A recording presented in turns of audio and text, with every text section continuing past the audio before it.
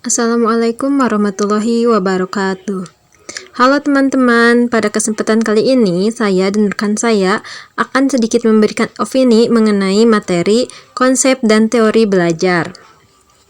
Sebelum itu, perkenalkan saya Tuti Nur Septiani dengan NIM 220600152 dan ada juga rekan saya Ahnaf Aulia Hanapiah dengan NIM 220600116. Baik, langsung saja pada pemaparan materi yang pertama yaitu mengenai pengertian konsep dan teori belajar. Belajar merupakan perubahan perilaku atau pemahaman yang terjadi karena pengalaman atau pelatihan. Nah, sedangkan untuk teori belajar merupakan kumpulan konsep dan prinsip yang menjelaskan bagaimana individu memperoleh, memproses, dan menyimpan pengetahuan serta keterampilan melalui pengalaman. Berdasarkan pengertian tersebut, dapat disimpulkan bahwa konsep dasar teori ini memiliki atau mencakup beberapa prinsip dan proses yang menjelaskan bagaimana manusia memperoleh pengetahuan, keterampilan, dan perilaku baru. Nah, baik, untuk teori belajar ini ada beberapa di antaranya, yaitu yang pertama ada teori belajar dan tingkah laku atau behavioristik. Nah, teori ini menekankan bahwa pembelajaran adalah perubahan perilaku sebagai hasil interaksi antara stimulus atau rangsangan dan respon. Nah, pembelajaran terjadi ketika peserta didik memberikan respon yang tepat terhadap stimulus yang diberikan, dan perilaku tersebut diperkuat melalui pengulangan dan reinformation.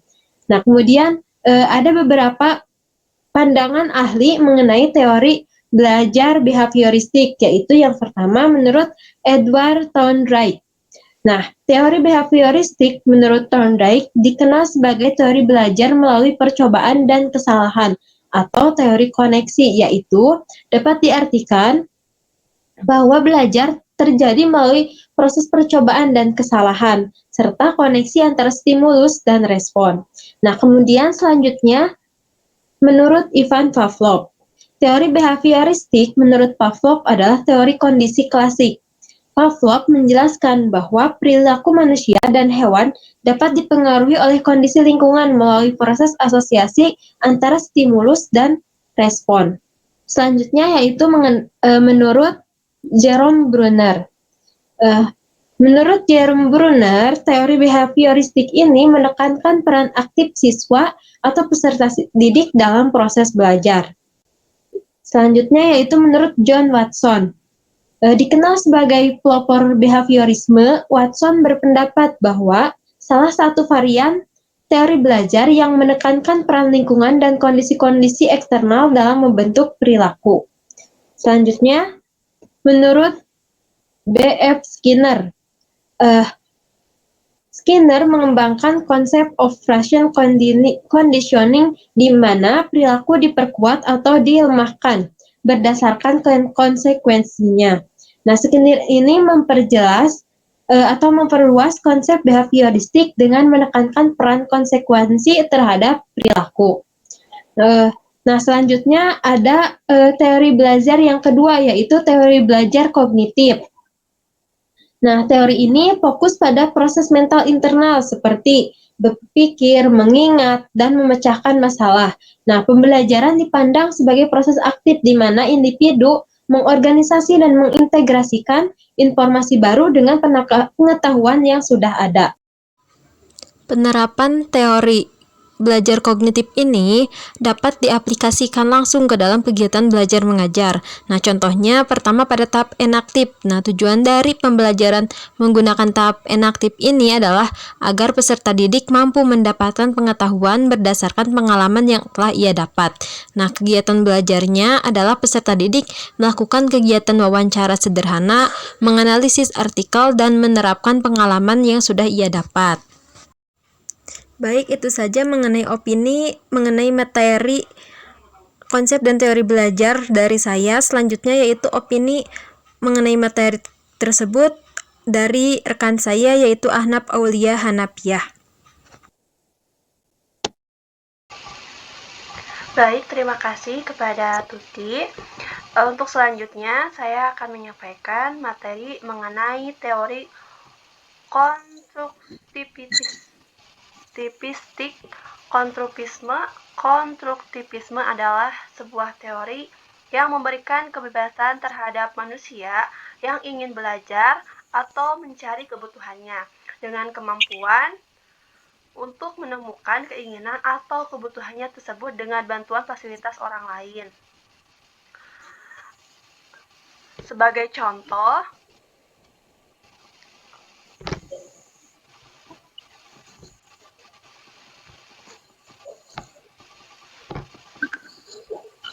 contoh, seorang siswa diminta untuk membuat proyek penelitian sederhana tentang ekosistem, di mana mereka akan mengamati tumbuhan dan hewan di sekitarnya dan mencatat pengamatan, berdiskusi dengan temannya, lalu menyusun laporannya. Selama proses ini, siswa mengonstruksikan sendiri pemahamannya tentang hubungan antara makhluk hidup di ekosistem.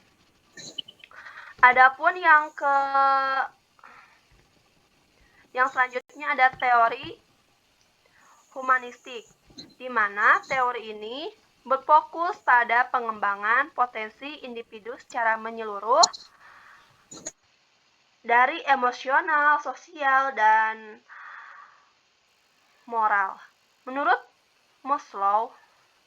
Maslow, kebutuhan dasar harus terpenuhi sebelum belajar yang efektif bisa terjadi kapan aja. Contohnya, dari kebutuhan Maslow itu, yang pertama ada kebutuhan fisiologis, di mana siswa yang lapar tidak akan fokus belajar hingga kebutuhan makannya terpenuhi. Yang kedua, kebutuhan keamanan, di mana seorang karyawan ataupun siswa akan merasa termotivasi jika mereka merasa aman di tempat mereka belajar ataupun bekerja. Nah, untuk kesimpulannya, dari yang kita paparkan tadi, konsep dan teori belajar membantu kita memahami proses belajar, di mana yang pertama ada behavioristik. Anak belajar mengikuti tali sepatu setelah melihat contoh berkali-kali, menstimulasikan respon. Yang kedua ada kognitif, di mana siswa memahami konsep ekonomi dengan membuat mind map. Dan yang ketiga ada konstruktivistik, di mana siswa belajar sains melalui eksperimen langsung. Dan yang keempat ada humanistik, di mana guru memotivasi siswa dengan memberikan pujian ataupun usaha mereka, bukan hanya hasilnya saja. Sekian.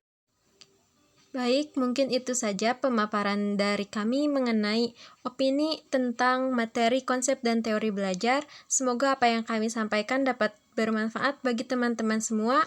Sekian, jangan lupa subscribe, like, and share. Wassalamualaikum warahmatullahi wabarakatuh. Bye-bye.